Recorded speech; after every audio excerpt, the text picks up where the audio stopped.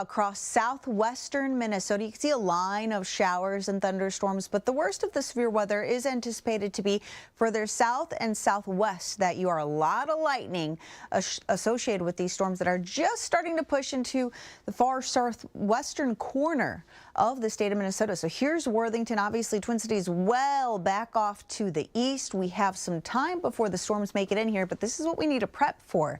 There's a severe thunderstorm warning in place for Lyon, Nobles, and Rock counties. Looking at 1-inch diameter hail and 70-mile-per-hour winds with these storms, anticipating them to make their way toward Grand Rapids, or Rock Rapids, at about 5:30 p.m. as these storms are moving to the east at about 40 miles per hour.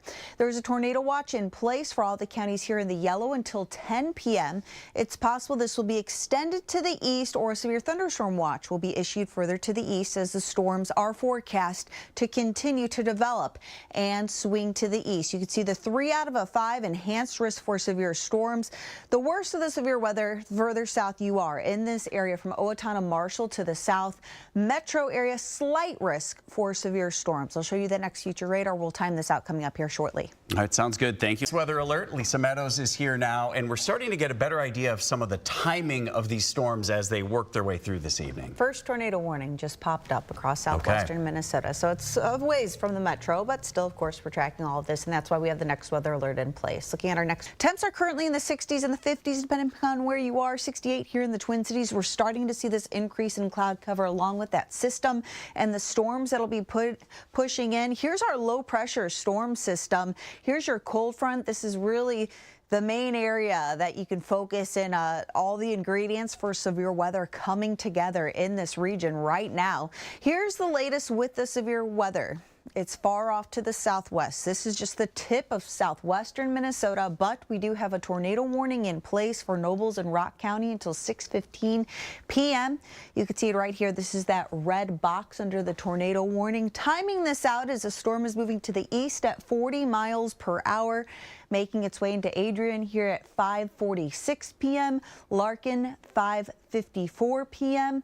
And I also show you the storm relative winds. This is our best way to show circulation, green and red showing where winds are basically being picked up by the radar, and you can tell where we have that circulation in place. This is where they focus in. This is a Doppler radar indicated tornado in place, so we'll continue to watch that as it pushes further off to the east. Now, the best chance for tornadoes is the further southwest that you are. We have the 3 out of 5 enhanced risk. We're already seeing the storms here. We continue to watch really this region, 3 out of 5 from Marshall to Owatonna to the south. The worst of the severe weather anticipated here. Slight risk in the orange here in the metro region. And here's your next future radar. So now we have the storms off to the southwest. Some of these are more so just supercells. As the storms continue to progress to the east, we anticipate it to form more of a line of storms coming in. As we get closer to about 8 p.m. or so, you can see they're just to the west of the metro, but starting to push into the metro area.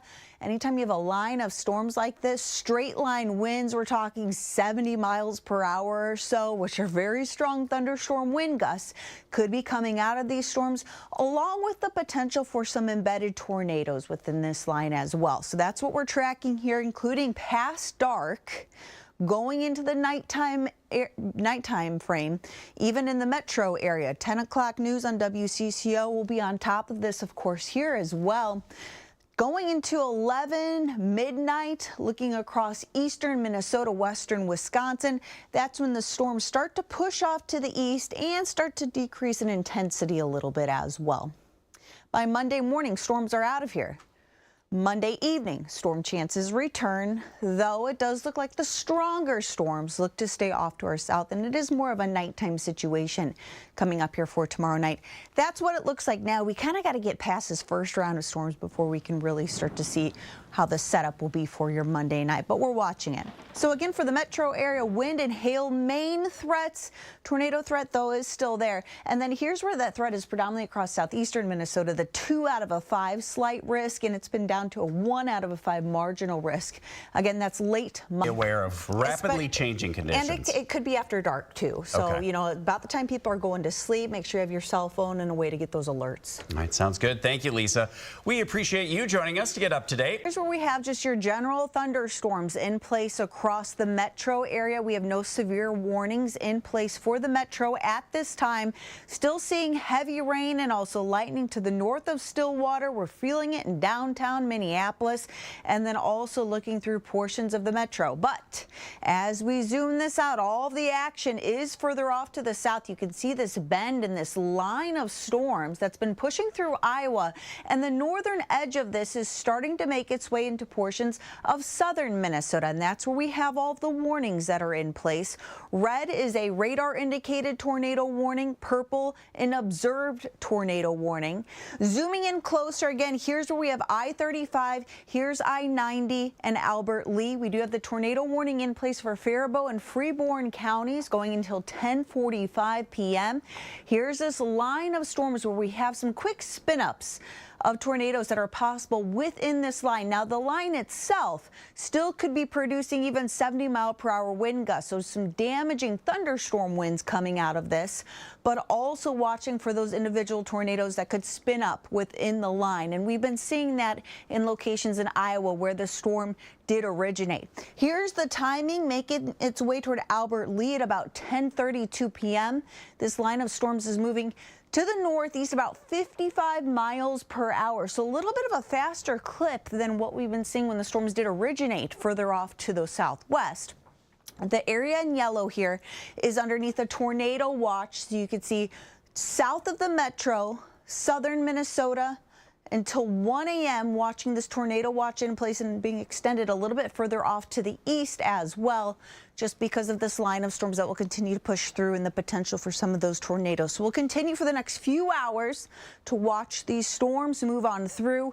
Also looking at some thunderstorms in place. Can't rule out some wind gusts or even small hail further to the north.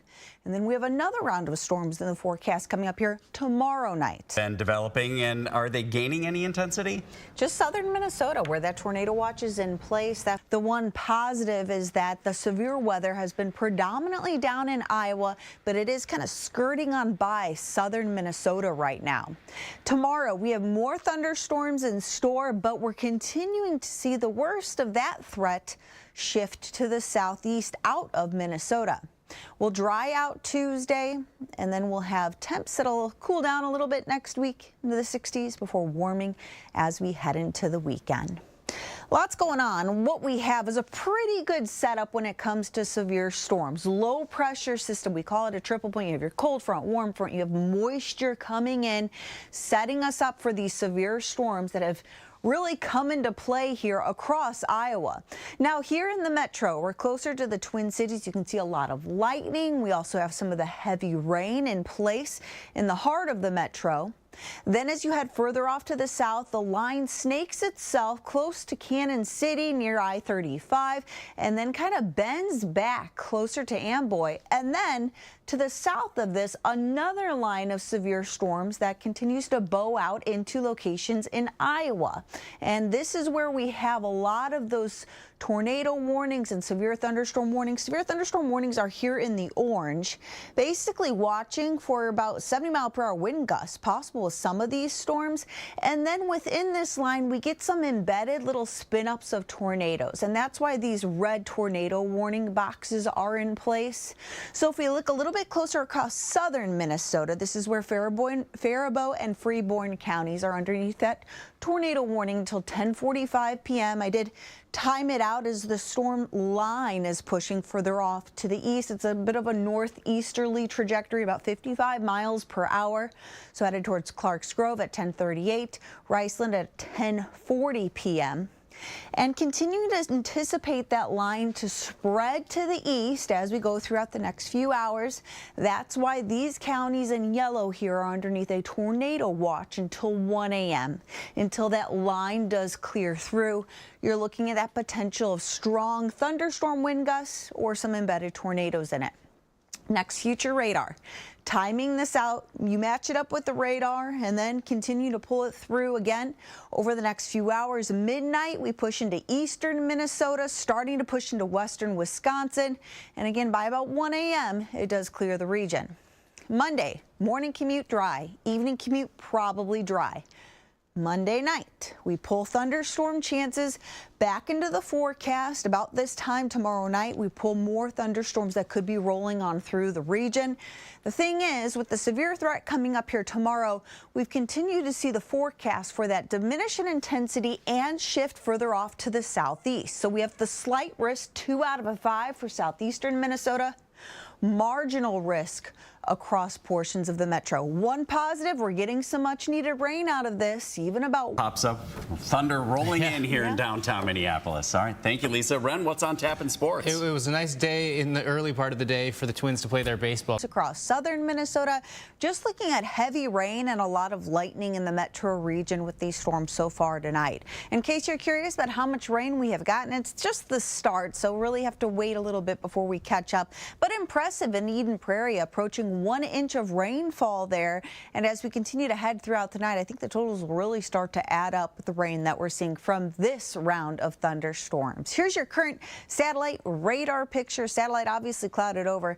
Radar showing lines of storms that are basically dissecting through the metro area.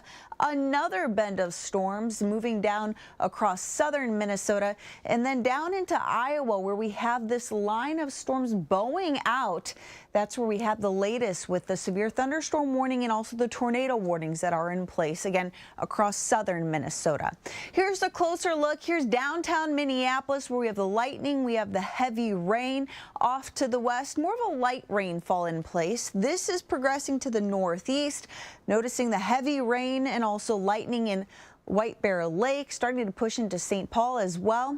If we bounce further off to the south, here's where we have Owatonna, also some heavy rain and lightning, but then the severe thunderstorm warnings are in place in these orange boxes here, including Rochester and off across southeastern Minnesota. So the National Weather Service has put the severe thunderstorm warning boxes in place.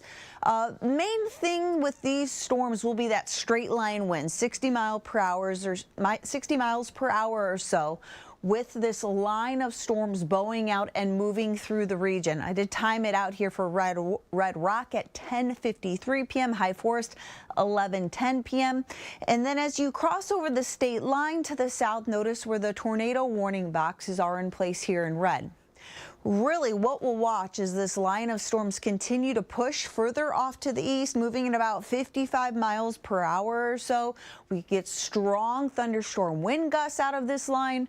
The potential for embedded tornadoes can't be ruled out as well. And that is why there is the tornado watch that is in place still for these counties here in yellow. We've seen the counties get dropped back behind that line of storm. So it's really only if you're in front of it that we have that tornado watch until 1 a.m. Really just waiting till that line clears before we see that tornado or even straight line wind thunderstorm threat. That'll move on. Next, future radar taking us over the next couple of hours. We head into midnight. We see the line I just showed you on radar push into southeastern Minnesota, western Wisconsin, and then it'll clear. Nothing going on for the morning commute, just leftover wet roads for some of us. As we go into Monday evening, probably looking dry with the exception of rain starting to push in. And then Monday night, we pull in that next thunderstorm chance. Another round of thunderstorms looking to come through as we go into tomorrow night. Going into Tuesday morning, it exits and we're dry for a while. Now tomorrow, we do have a 2 out of 5 slight risk for severe storms here in the orange across southeastern Minnesota. It's a 1 out of 5 marginal risk for portions of the metro area. So of course, we'll watch those storms across those regions, especially for tomorrow night. Rainfall amounts overall, though, it's coming in at a nice 1.5, maybe 2 inches of rainfall with the system. It's Tuesday and Wednesday with your highs. Thursday, we climb back to 70, and we jump those highs up quite a bit warmer going into the weekend. We're throwing our next rain chance on Saturday.